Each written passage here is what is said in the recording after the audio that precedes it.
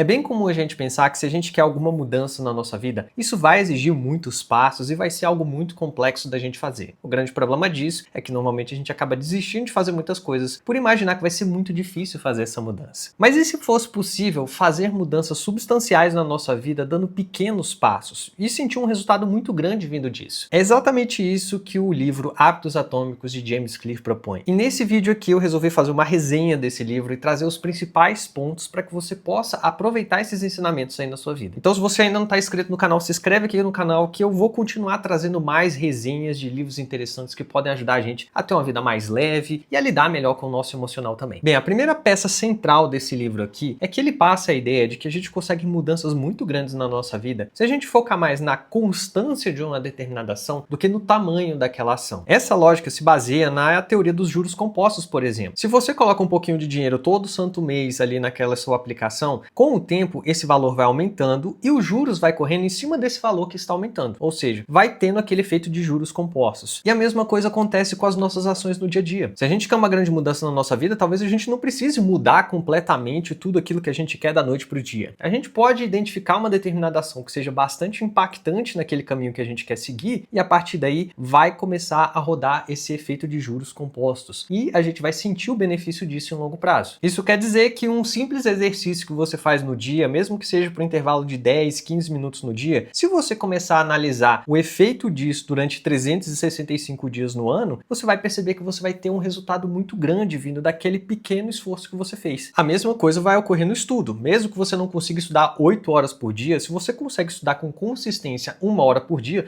você vai sentir os benefícios desse estudo ao longo do tempo. E outro ponto importante que o James Clear fala é que é normal a gente achar que uma pequena ação nossa não vai trazer tanto efeito. Mas isso é porque a gente tem uma visão muito curta do efeito das nossas ações. Como, por exemplo, uma academia. Se você iniciar na academia, não vai ser um dia indo na academia que vai fazer alguma diferença. Mas se você vai com uma grande constância, está 2 anos indo na academia e fazendo um nível, mesmo que básico de exercício, você vai notar que o seu físico vai mudar. Então, mesmo que a nossa mente não consiga enxergar uma grande mudança imediatamente naquelas pequenas ações que a gente está fazendo, essa constância vai trazer resultados e esses resultados ao longo do tempo a gente vai conseguir identificar com mais facilidade. E esse é um ponto muito importante da gente entender, porque muitas pessoas acabam desistindo de fazer alguma coisa porque estão muito empolgadas no começo, como por exemplo essa ideia de ir para academia, aí vão na academia uma semana muito empolgadas, mas aí no mês seguinte já não tem a mesma empolgação e acabam desistindo de ir. Inclusive muitas academias sobrevivem justamente porque as pessoas que estão matriculadas acabam não indo, porque se todas fossem, a academia não teria espaço para todo mundo. E essa desistência ocorre porque nosso progresso não é linear. Então quando a gente não vê um resultado de acordo com aquela nossa animação, a gente tende a desistir desse resultado. Mas se a gente se compromete a executar aquela determinada ação com uma certa disciplina, mesmo que seja uma ação pequena, a gente vai ver esse resultado. E esse é um dos principais pontos que o James Clear traz nesse livro Hábitos Atômicos. Outro ponto muito importante que é tratado no livro é que a gente deve deixar de lado um pouco essa ideia de focar só nas metas e focar mais em construir sistemas. E o que isso quer dizer na prática? Nesse caso, o autor traz a ideia de que as metas pertencem tanto às pessoas que são bem-sucedidas quanto má-sucedidas. Ou seja, estabelecer metas não quer dizer que você vai conseguir atingir aquilo que você quer. Se a gente pegar um atleta vencedor da medalha de ouro na Olimpíada, por exemplo, e pegar um outro atleta que também treinou e não conseguiu a medalha, o que vai diferenciar entre eles não é a meta. Ambos queriam a medalha de ouro. O que vai diferenciar são os sistemas que eles seguiram. E essa questão das metas é bem interessante porque também está ligado a muitas desistências que a gente tem na vida. Por exemplo, tem gente que quer perder um pouco de peso para poder estar um pouco mais magro no verão. Então, quando a pessoa atinge essa meta, ela simplesmente desiste de todos aqueles passos que ela estava seguindo. Ou seja, ela deixa de seguir uma alimentação mais saudável, ela deixa de praticar um nível de exercício que ajudou ela a chegar àquele peso, e por isso que é muito comum as pessoas acabarem recuperando peso muito rápido depois que elas atingiram essa meta. Então a meta, segundo esse autor, acaba atrapalhando a gente enxergar aquilo que realmente é importante para que a gente mantenha esse nível de felicidade durante um longo tempo na nossa vida, que é estabelecer sistemas. Porque a partir do momento que você estabelece sistemas, você vai estar reprogramando a forma como você lida com a sua vida. Então nessa situação de perder peso, por exemplo, a pessoa não vai perder o peso simplesmente para ir na praia no final do ano. Se for estabelecido um sistema de melhora de alimentação, melhora do sono e práticas esportivas, e a pessoa consegue adequar isso à rotina dela, ela vai atingir o objetivo que ela tinha, mas ela também vai conseguir manter tudo aquilo que ela conquistou. E mantendo tudo aquilo que ela conquistou, ela consegue manter aquele nível de satisfação e não fica nesse looping de cair e subir, cair e subir. E aqui eu faço um adendo interessante. interessante. Em atendimento psicológico, é muito comum ver pessoas que atingiram um determinado objetivo e depois estão vindo para a terapia frustradas porque sentiram que decaíram tudo aquilo que elas avançaram e decaíram ainda mais. E aí a pessoa sente que de alguma forma ela errou na vida dela. E o erro nesse ponto aqui é justamente ter focado mais na meta e não no sistema que levou ela a atingir aquela meta. Então, quando a gente começa a olhar com mais carinho os sistemas que levam a gente a atingir determinados objetivos, a gente também está olhando com mais carinho para nossa saúde emocional, porque a queda sempre machuca a gente, porque a gente reduz toda aquela frustração da gente se ver na estaca zero novamente. Outro ponto interessante que o livro traz é a ideia de que aqueles resultados que a gente quer atingir, eles não começam tentando resolver uma camada mais por fora, ou seja, tentar resolver só uma determinada ação. Eles começam com uma mudança de identidade, ou seja, uma camada mais interna nossa. A identidade nesse ponto, quando a gente traz para a psicologia cognitivo-comportamental, a gente está falando das nossas crenças. A partir do momento que eu acredito que eu sou uma pessoa mais saudável, eu consequentemente vou começar a pensar mais em ações, em comportamentos, em sistemas que vão ser mais saudáveis e consequentemente eu vou atingir esse resultado. Ou seja, eu tenho a camada mais interna, que são essas crenças, ou seja, a minha identidade. Logo em seguida vem os processos, que é a forma como o meu cérebro acha alguma solução para aquela situação, e logo em seguida eu vou ter os resultados. E um erro que muita gente comete, segundo esse livro e segundo a lógica da teoria cognitivo-comportamental, é as pessoas simplesmente tentarem resolver a última peça. Ou seja, eu quero um resultado, mas eu não quero mudar os processos ou a forma como me enxergo ou os meus comportamentos. Eu não quero mudar as minhas crenças sobre quem eu sou. E aí, justamente, a pessoa acaba fazendo alguma dietinha, acaba fazendo algum exercício de 15 dias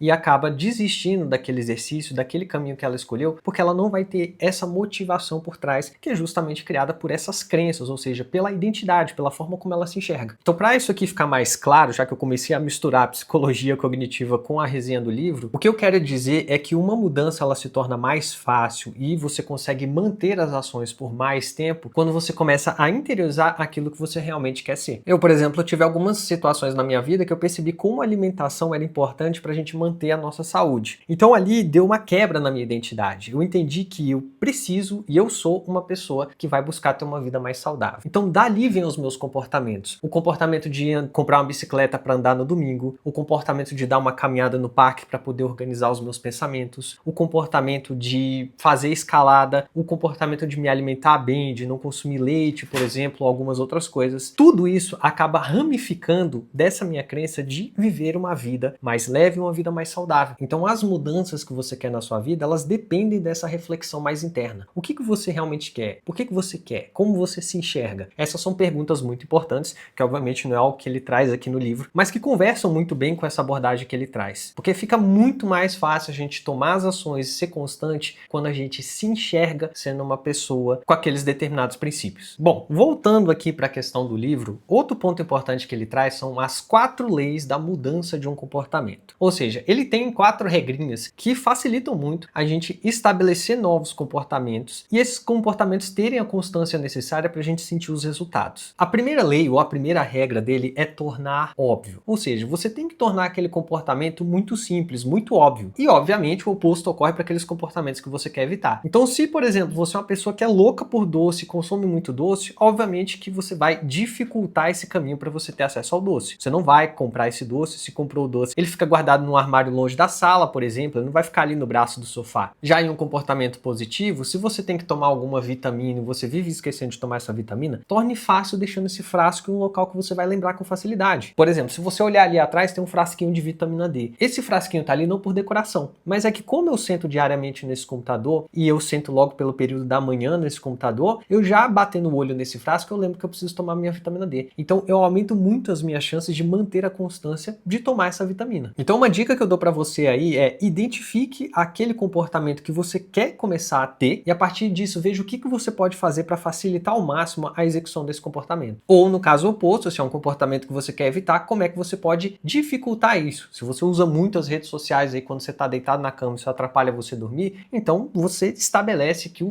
carregador do teu celular que você liga toda noite vai ficar lá na sala. Assim, quando você colocar o telefone para carregar, você vai dificultar muito você deitar na cama e estar olhando para uma tela. A segunda lei é tornar atraente, ou seja, a gente tem um desejo de executar aquela determinada ação. Essa é uma lei que eu aplico bastante. No caso, eu preciso lavar a louça. A minha esposa faz a nossa comida aqui em casa, até pra gente ter controle do tipo de óleo que vai usar, enfim, para ter uma alimentação mais saudável, mas a consequência disso é que vai ter uma quantidade quantidade enorme de louça para alguém lavar e esse alguém sou eu. Então, óbvio que parar na frente do monte de louça não vai ser mais interessante do que estar assistindo um filme ou lendo algum livro, mas é uma tarefa necessária que eu precisava fazer e, neste caso, eu tornei ela mais atraente a partir do momento que eu comecei a assistir alguns filmes, alguns animes, só na hora que eu ia lavar louça. Então, claro que eu ainda tinha que lavar louça, mas lavando louça eu ainda conseguia assistir esse determinado anime e eu só assistia esse anime ou um determinado seriado quando eu estava lavando a louça. Então chegou vezes de eu até não ter tanta louça e poderia até acumular mais um pouco para poder terminar o dia lavando tudo que eu precisava, que eu estava ali lavando um pratinho ou outro para poder assistir um pouquinho mais daquele episódio que eu queria assistir. Esse é só um exemplo de como você pode deixar mais atrativo alguma coisa aí que você precisa fazer, mas que não dá tanta vontade de fazer. Tem gente que vai para academia, por exemplo, e acha muito chato ir para academia, mas você pode associar essa ida à academia a, por exemplo, escutar um audiolivro, escutar um podcast que você goste, e aí você só escute esses audiolivros, ou só escuta esse podcast